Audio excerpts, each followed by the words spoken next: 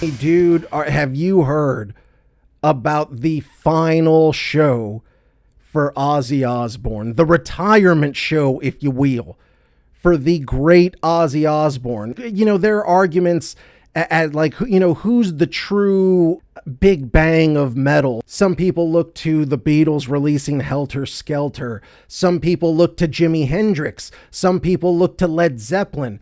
Those motherfuckers are wrong. You look no further than Black Sabbath. Can you help me? I'll give by my breath. That is the Big Bang moment of metal. That is the epiphany, aha moment. Ozzy has Parkinson's. He can't walk. The possibility of doing a tour, it's just not realistic. So this is where Ozzy rides off into the sunset. Like right now, you could look at it as like, well, it's a huge metal show. And I mean, we'll go over the lineup here in a second. It's just outrageous. But I will say, this motherfucker is going out on his shield. So the show is Saturday, July 5th in Villa Park in Birmingham. As I said, Ozzy is listed as fronting Black Sabbath and doing an Ozzy Osbourne solo set. And then from there, you've got openers: Metallica, Slayer, Pantera, Gojira, Alice in Chains, Hailstorm, Lamb of God, Anthrax, and Mastodon. Jesus H. Christ! I think you've got a heart off! So this is pretty much the entirety of metal coming together to give the Godfather one last big send-off. So if this is the end for Ozzy, and it certainly does seem to be the end for him, at least in terms of him being a performer, then what a way to go out. Everyone comes out to pay homage, if you will.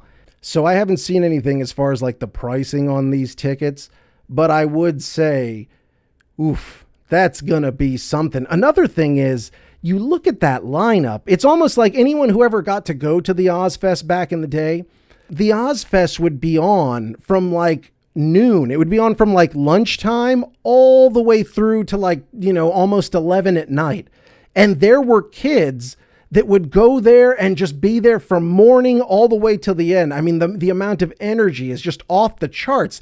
You look at this show is going to be at least 75% old codgers. There better be seats. I'm telling you. I understand it's a metal show. You want to have a pit and all that shit.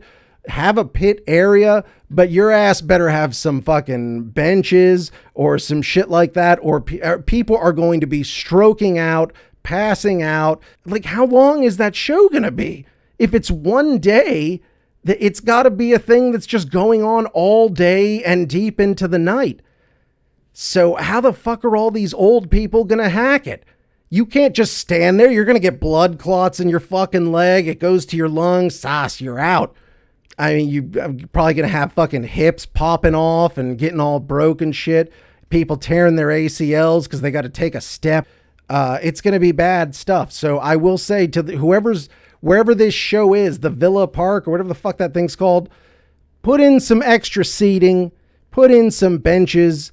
Definitely leave a moshing area up front for whatever young people are able to somehow afford what these tickets are going to cost. As long as you're buying tickets directly from the event and not from scalpers and shit, profits will be shared. Cure Parkinson's, Birmingham Children's Hospital, and the Acorn Children's Hospice. So expensive, but at very least a good cause. And it sounds like it's going to be a hellacious show. You know, Ozzy very famously has lived a really, really hardcore rock and roll lifestyle for most of his days. Heaven. Many people are shocked and awed that Ozzy has lived as long as he has. And I mean, the guy's done several retirement tours and shit like that. He keeps coming back for more. Some would say it's his wife Sharon keeping his ass out on the road.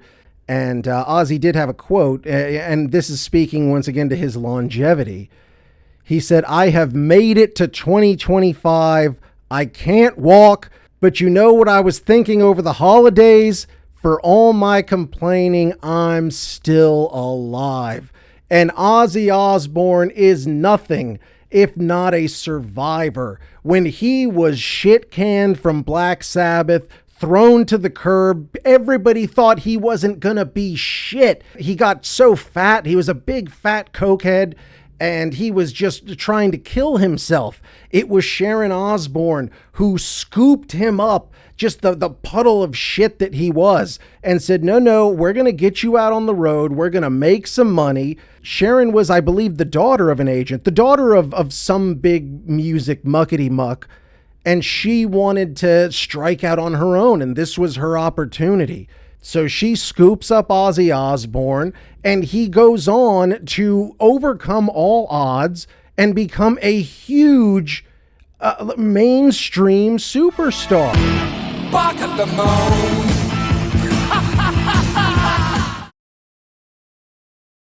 Sharon Osbourne gave a comment to The Sun. She says, and I quote, "He's very happy to be coming back and very emotional about this. Parkinson's is a progressive disease.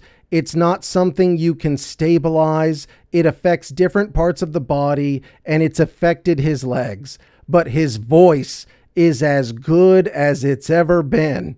People give Sharon a lot of shit about, how hard she drives Ozzy and shit like that. But Ozzy has literally beaten the shit out of her. He's tried to choke her to death. We came home from the restaurant. I was downstairs, he was up. Suddenly he comes downstairs a couple of hours later. He's got his underpants on. I thought he was ready for bed. And suddenly he just said, "We've made a decision." And I'm like, "We've?" "Yes, and you've got to die." He lunged on me and, got me down to the floor and started strangling me. Ozzy has cheated on Sharon, even into his later years. I think the last time he started, fucking his hairdresser, he was just fucking whoever was around. Man, I've been walking around here. Something smells good. I don't know if it's my burrito or your vagina, but it's turning me on. Ozzy has put Sharon through it. Sharon, everybody knows she did fuck Randy Rhoads, which that really had to be a mind F to my boy Ozzy, who loves Randy Rhoads, but man, I love you, yet you fuck my wife. It's a whole thing. I blinked there. So big ups to her. She has stood by her man. Some would say, what the fuck you gonna do that for? Some would say, marriage is marriage. You stick with it till the very end, to the bitter end. From the very first time I heard of Ozzy, it was, he was like the devil incarnate. That was during the time where everybody was talking about him biting off bats' heads, biting off pigeons' heads, or some bullshit like that, doing as sacrifice at his shows and all this crazy shit. When you look at Ozzy, once it finally came to the point that he did his reality television show in the early 2000s, you get to see what a kind of, cuddly dude Ozzy is. And people have always said that, man, Ozzy is a sweetheart. And, America just fell in love with him, and everybody has always had Ozzy's back. Ozzy's done terrible fucking things, but I almost feel like he's so forthright, and he's kind of such a fuck up. You just want to put your arms around him, even when he fucks up, man. But yeah, back in the 80s, every tour stop, it was protest. And that being said, Ozzy still found ways to turn the temperature up on that shit. I remember it was a big to-do when he pissed on the Alamo.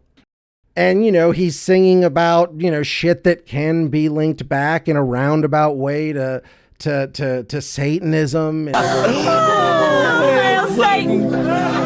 For those who only knew Ozzy after the reality show, this dude had songs on the radio. He was on MTV 24/7. This dude's been selling out arenas since the 70s. And consistently, there's been no giant hiatus from Ozzy Osbourne. From the 1970s all the way through here to 2025, Ozzy Osbourne has been out here on the road, kicking ass and taking the falls for all of us. Thank you, Ozzy. The day Ozzy dies, God, that's going to be a sad motherfucking day.